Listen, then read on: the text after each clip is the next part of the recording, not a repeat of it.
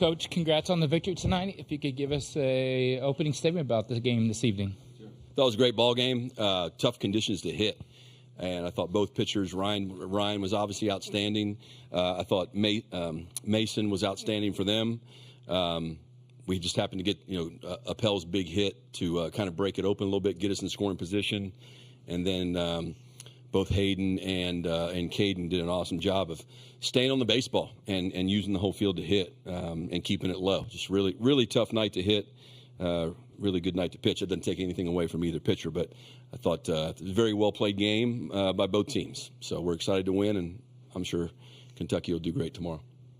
Thank you, Coach. We'll open questions for student-athletes right here. First one's right here, then we'll go right here.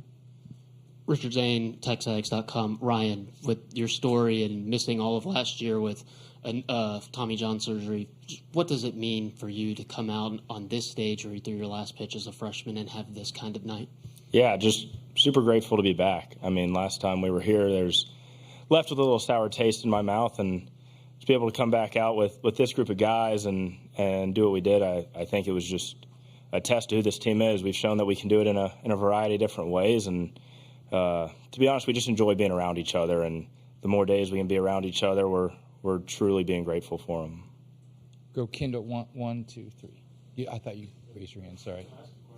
No, you don't have to. Yeah, Kendall Rogers, D1 Baseball. Ryan, I guess looking back to last week to this week, what was maybe a little different about your stuff? And as a pitcher, when you walk into the ballpark and see the flags going straight in, and as a guy who keeps the ball low in the zone, are you like, okay, this is going to be a lot of fun?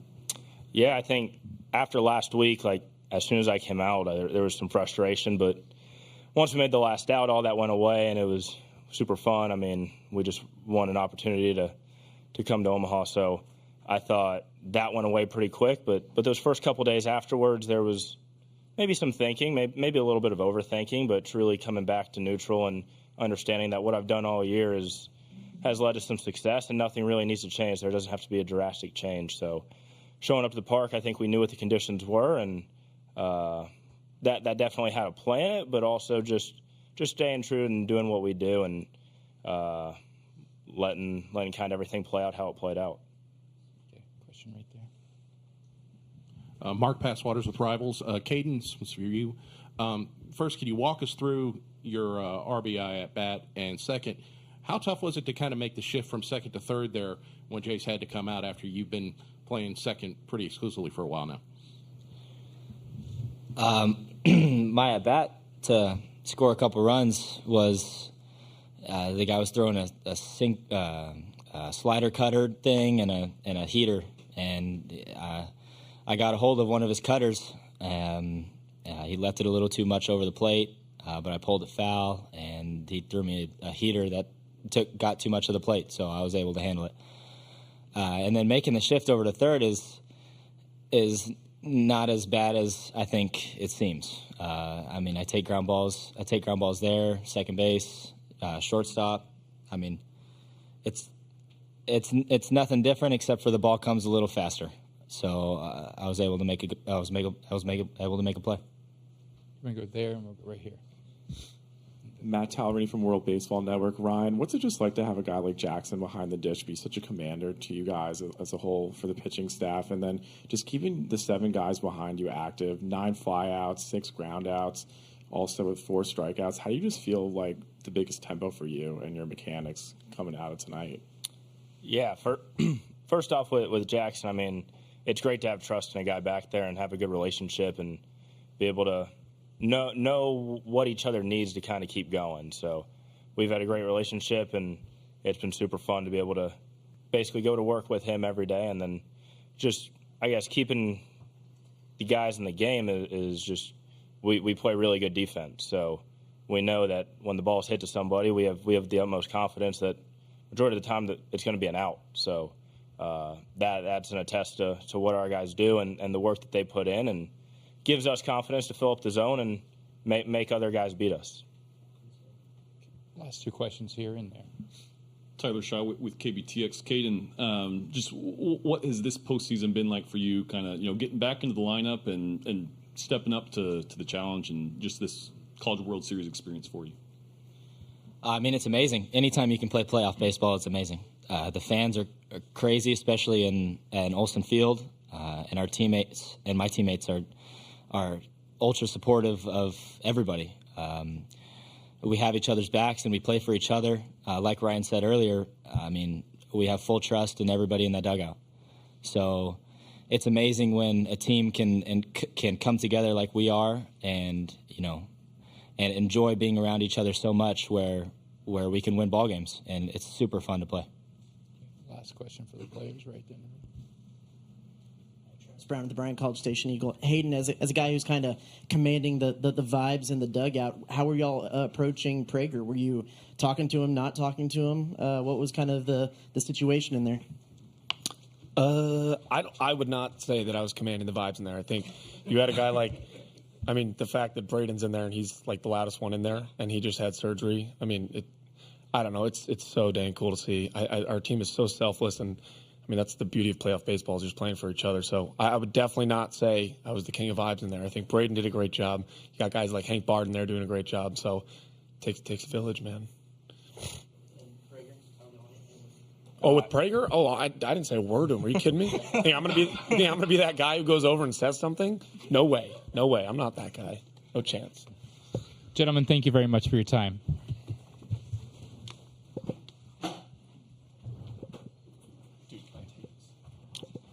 We have some for you.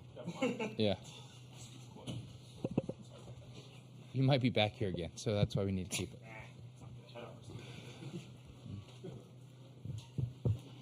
Okay, we're going to start over here first, but then we'll make our way back over here. I promise you guys. First question right here. Richard Zane, Texas. Coach, first update on Jace Lavalette, and then second, the outing that Ryan had.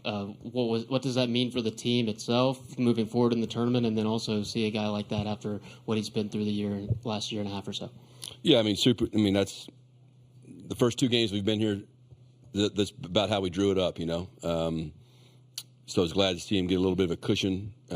Also glad that he didn't have to go much further than he did, because if we have a chance to win this thing, he's going to have to pitch again and on much shorter rest. So, but he did a great job. We play good defense behind him. I think any time the wind's blowing the way it was, gives every pitcher more confidence to throw the ball in the strike zone. What was your other question? I'm sorry. Jace. Yeah, we'll see. Tweaked his hamstring a little bit.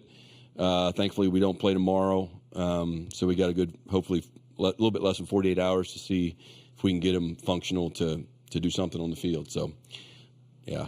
But it's last 2 weeks have been losing players left and right, and gives other guys opportunities. So hopefully we'll make a good story. Okay, we'll go. Kendall, you have a question, right? You're good? Okay, we'll go right here, and then we'll go over here. I mean, Coach, you mentioned, Jace having the time of rest, but the fact that you guys have, been on the winning track in this winner's bracket, had the day's rest, just how meaningful has that been in this run, and will continue to be as you don't, play till Wednesday? Yeah, I mean, it'd be really meaningful in the old bracket because we would have like 3 days off. But it's huge because we're just down, we're down a pitcher. So it's just incredibly important that we stay in a winner's bracket and don't have to play too many games. I mean, we brought plenty of guys to pitch, but when you're down, Shane Sadeo and a guy that gives you great innings like that, then that's a big hole to fill for any team, at least for our team.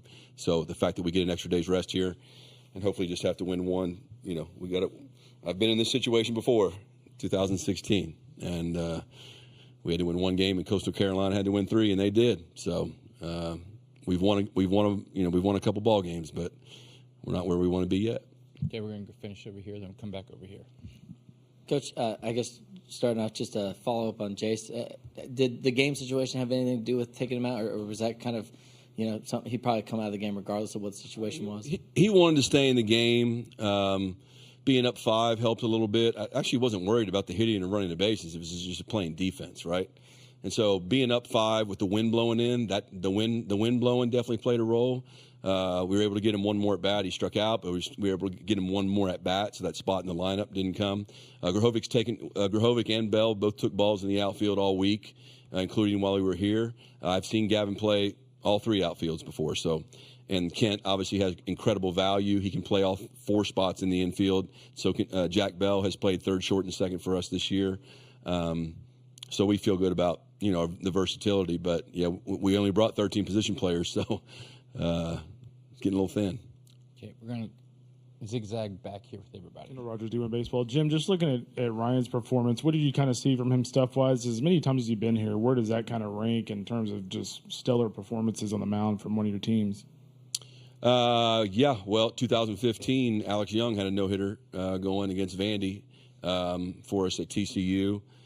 Preston Morrison pitched some great games here, but, you know, I've seen a lot of, you know, whether it be teams that I've been a part of or I've watched every College World Series game, and there's been a lot of great pitching performances, and that one certainly ranks right up there with them, especially, you know, I mean, Kentucky's a really good offensive team, and I thought Appel's play early in the game to the two-out bunt, that was a huge play. You know, getting the strikeout, first and third, nobody out.